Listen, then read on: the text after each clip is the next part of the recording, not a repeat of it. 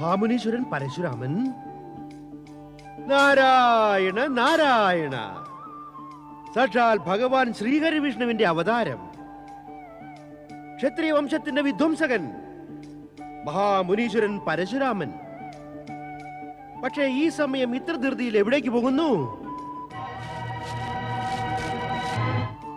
ക്ഷത്രിയന്മാരെ സംഹരിക്കാൻ വീണ്ടും നിശ്ചയിച്ചിരിക്കുമോ എന്തോ? നാരദ സ്വയം പോയി ചോദിക്കുക തന്നെ. നാരായണ നാരായണ നാരായണ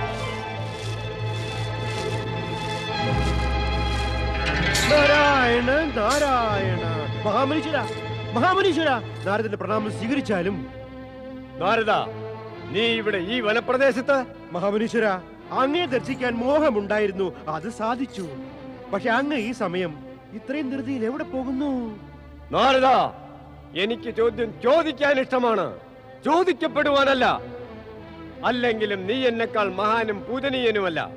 ഞാൻ എന്തിനുത്തരം പറയണം? നാരായണ നാരായണ, ഞാൻ എങ്ങനെ പൂജനീയനാകും? ഞാൻ അങ്ങയുടെ പുത്ര സമാനനാണ്. മഹാമുനീശ്വര മഹാമുനീശ്വര. നാരദ, ഞാൻ നിത്യബ്രഹ്മചാരിയാണ്. ആരും എനിക്ക് പുത്രസമാനില്ല. ഞാൻ ആരുടെയും പിതാസമാനുമല്ല. പിതാപുത്രൻ എന്ന ഒരു സ്ഥാനവും എന്റെ മുന്നിലില്ല. ഉണ്ട് മുനീശ്വര, ഉണ്ട്. എന്താ? അങ്ങ് അനുവദിക്കുമെങ്കിൽ ഞാൻ തെളിയിക്കാം. എന്താണ് തെളിയിക്കുക നീ? അങ്ങ് പിതാതുല്യനാണെന്ന്. നാരദ, അങ്ങ് നിർദോഷിയായി എന്നോട് എന്തിനു കോപിക്കുന്നു മുനീശ്വര? ഈ സത്യം എന്റെ മസ്തിഷ്കത്തിന്റെ ഉൽപ്പന്നമല്ല, അവിടുന്ന് ഭഗവാൻ ശ്രീവിഷ്ണുവിന്റെ അവതാരമാണെന്ന്. അതിനാൽ അങ്ങ് സർവപൂജനീയനാണ്. അതുകൊണ്ട് തന്നെ സർവരും അങ്ങയെ പിതാതുല്യനായി കരുതുന്നു. എല്ലാവർക്കും കരുതാമെങ്കിൽ ഇത്രയ്ക്ക് പ്രിയവും ലാഭകരവുമായ ബന്ധം അങ്ങ് എനിക്ക് മാത്രം നിഷേധിക്കുന്നെന്താ? ഹേ മുനീശ്വര, അങ്ങ് എന്നെ പുത്രനായി ഗണിക്കുന്നതിൽ ഞാനൊരാപത്തും കാണുന്നില്ലല്ലോ.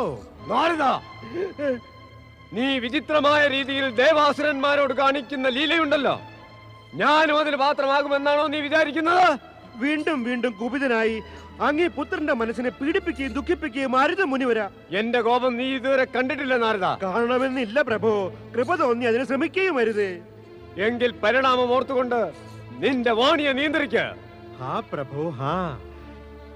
ഏത് ക്ഷത്രിയന്മാരെ അങ്ങ് 21 തവണ സംഹരിച്ചുവോ അവർ അങ്ങയുടെ ക്രോധവും അതിന്റെ പരിണാമവും അനുഭവിച്ചവരാണ്. അവർ ക്ഷത്രിയരായിരുന്നു, അതിനാൽ ക്രോധവും പരിണാമവും നേരിടാൻ ശക്തരായിരുന്നു. പക്ഷെ ഞാനൊരു ബ്രാഹ്മണനാണ്, എന്നോട് അങ്ങ് കോപിക്കാനേ സാധ്യമല്ല. നാരദ, വീണ്ടും ക്രോധം എന്ന് പറഞ്ഞ് നീ എന്റെ ക്രോധം വർദ്ധിപ്പിക്കുകയാണ്.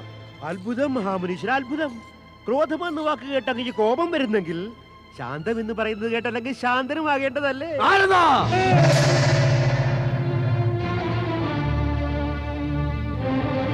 ഓം നമഃ ശിവായ. ഓം നമഃ ശിവായ. ഓം നമഃ ശിവായ. ഓം നമഃ ശിവായ. ഓം നമഃ ശിവായ. ഓം നമഃ ശിവായ. ഓം നമഃ ശിവായ. ഓം നമഃ ശിവായ. ഭഗവാൻ ശിവശങ്കരൻ ജയിക്കട്ടെ. ദേവി പാർവതി ജയിക്കട്ടെ. നിശബ്ദരാകൂ. വിശ്വനാഥന്റെ ധ്യാനം ഭംഗപ്പെടുത്തരുത്. അദ്ദേഹത്തിന്റെ സമാധിയിൽ വിഘ്നമുണ്ടാകാൻ പാടില്ല. ശരി മാത, ഞങ്ങൾ എല്ലാവരും ശാന്തമായിരിക്കാം.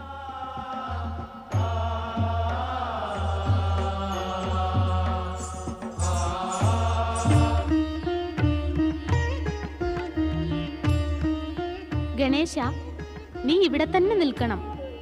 എന്തിനാണമ്മേ? നീ ഇവിടേക്ക് വരുന്ന ഒരു വ്യക്തിയെയും സമാധി സ്ഥലത്തേക്ക് അടുക്കാൻ അനുവദിക്കരുത്. വിശ്വനാഥന്റെ സമാധിയിൽ ഒരു വിഘ്നവും ഉണ്ടാകാൻ പാടില്ല. അവിടുത്തെ കൽപ്പന പോലെ അമ്മേ. സമാധി സ്ഥലത്തേക്ക് പോകുകയല്ല, അവിടേക്ക് നോക്കാൻ പോലും ആരെയും അനുവദിക്കില്ല. അങ്ങ് സമാധാനമായിരിക്കണം.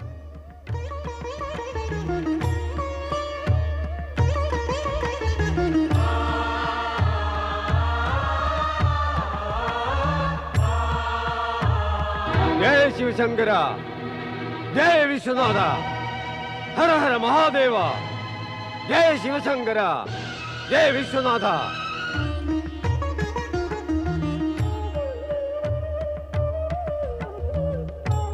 കാർത്തികേയ ജ്യേഷ്ഠൻ ഇതുവരെ തിരിച്ചു വന്നില്ലല്ലോ. ഇതിനകം വരേണ്ടതായിരുന്നുവല്ലോ. പറഞ്ഞത് ദക്ഷിണദേശത്ത് അഗസ്ത്യമുനിയുടെ ആശ്രമത്തിൽ പോകുന്നുവെന്നായിരുന്നു. ശിവഭക്തിയും ധർമ്മവും പ്രചരിപ്പിക്കുന്നതിൽ സമയമെടുക്കുമെന്നാണോ?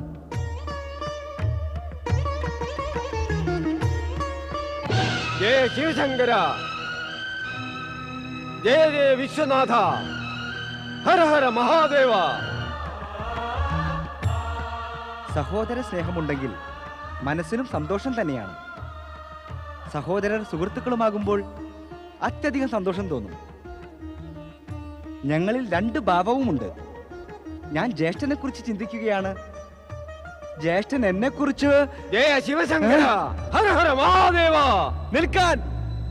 ഒരെടെയെങ്കിലും മുന്നോട്ട് വെച്ചാൽ ആരും സമാധി സ്ഥലത്തേക്ക് പോകാൻ പാടുള്ളതല്ല.